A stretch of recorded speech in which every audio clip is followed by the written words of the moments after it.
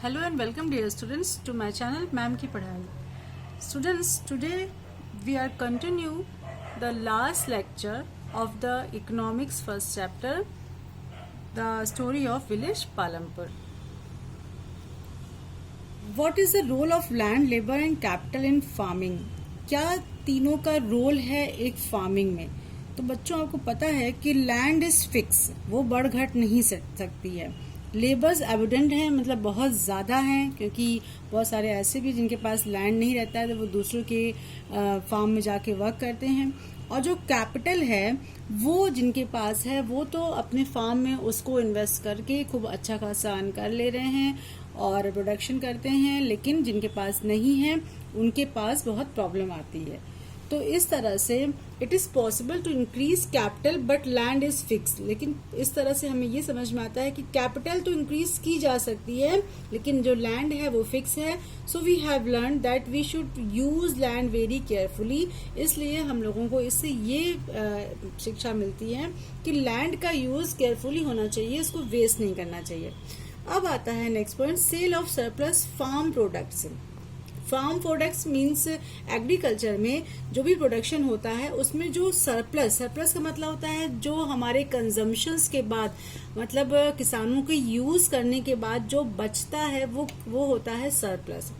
तो इसमें बताया गया है कि जैसे कि आपका महेश और गौरी, इस तरह के जो पुअर होते हैं वो क्या करते हैं, वो सिर्फ इतना ही प्रोडक्शन कर पाते हैं अपने खेतों में जो कि उनके लिए सिर्फ कंजम्पशंस के लिए केवल अवेलेबल होता है. उनके पास सरप्लस बिल्कुल भी नहीं बचता है. क्यों नहीं सरप्लस बचता है? क्योंकि उनके पास जो कैपिटल है वो कम है, जिसकी वजह से वो अच्छी अच्छी टेक्निक्स टेक्नोलॉजी को यूज नहीं कर पा रहे हैं अपने अपने फार्म में.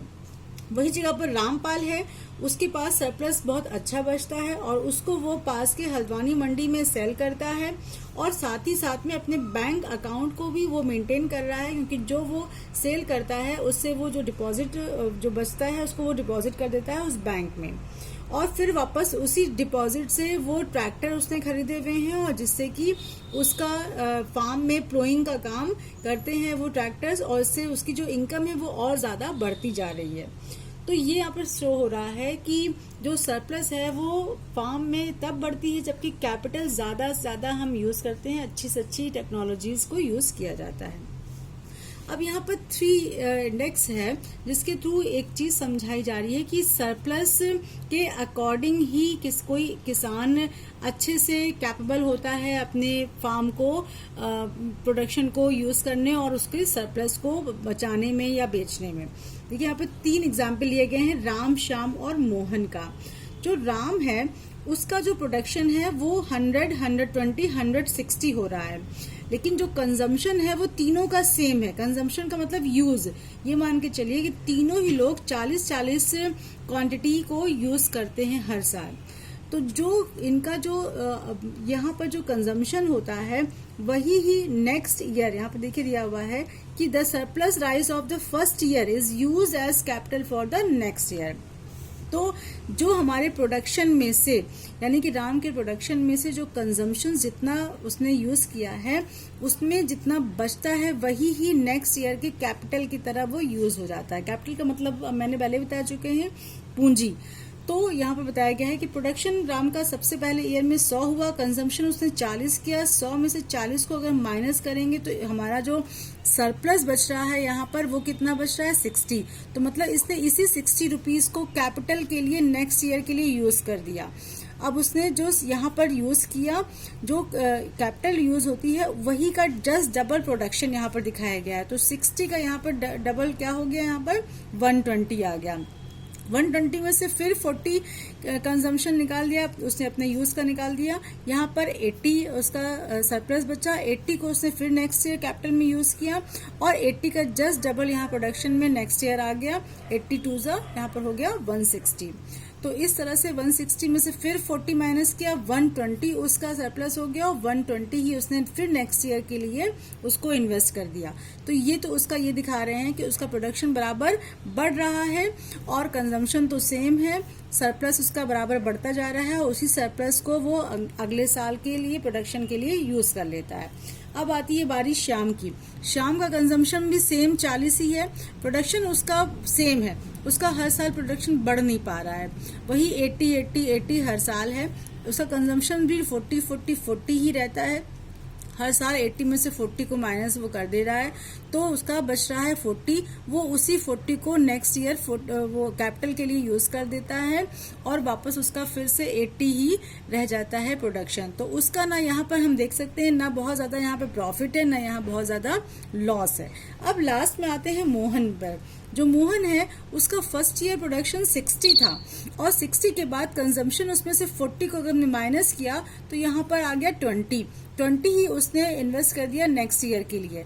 अब 20 का जो डबल, मैंने कहा था कैपिटल का डबल यहाँ पर हो जाता है नेक्स्ट ईयर, तो 20 का डबल यहाँ पर 40 प्रोडक्शन हो गया, 40 में से 40 ही उसने कंजम्पशन कर लिया, यूज कर लिया। तो अब उसके पास सरप्लस यानी कि कुछ भी नहीं बचा उसके पास, जितना पैदावार हुई उतनी उसने यूज कर लिया यानी खा लिया।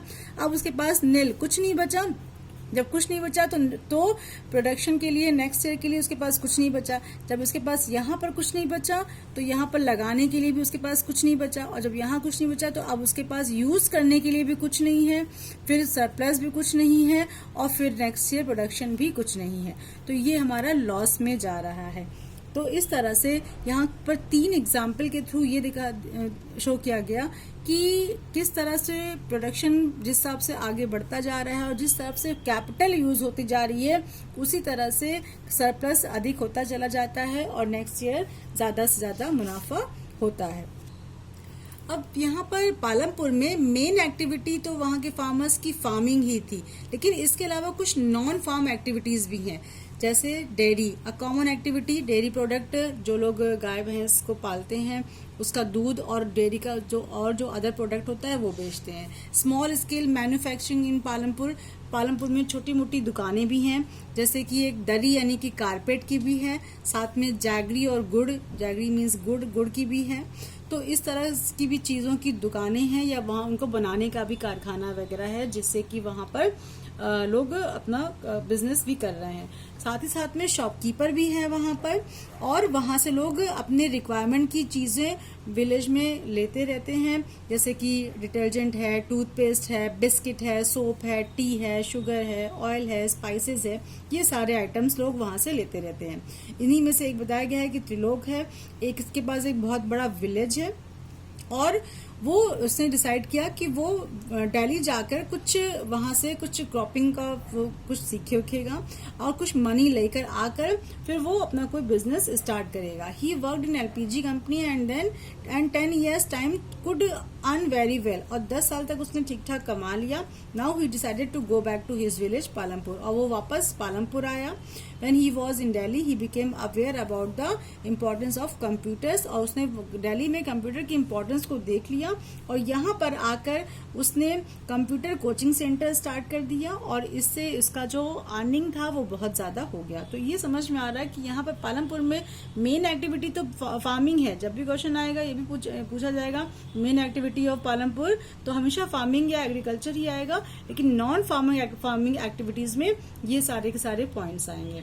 अब इसमें यहाँ पर ट्रांसपोर्ट भी है, तो कुछ लोग ऐसे भी हैं विलेज में जो कि ट्रांसपोर्ट का भी वर्क करते हैं। उन्होंने अपनी कुछ पर्सनल प्राइवेट व्हीकल्स को परचेज किया हुआ है, और वो क्या करते हैं कि मंडी से सामान लेकर विलेज तक पहुंचाते हैं या विलेज से सामान लेकर मंडी तक पहुंचाते हैं, और इसके लिए वो लोग कार्ट है, बोगी है, जीप है, ट्रैक्टर है, ट्रक है, इन सारी चीजों का वहां पर यूज हो रहा है। साथ ही साथ में रिक्शा, बुलेट कार्ट और टोंगा का भी यूज हो रहा है।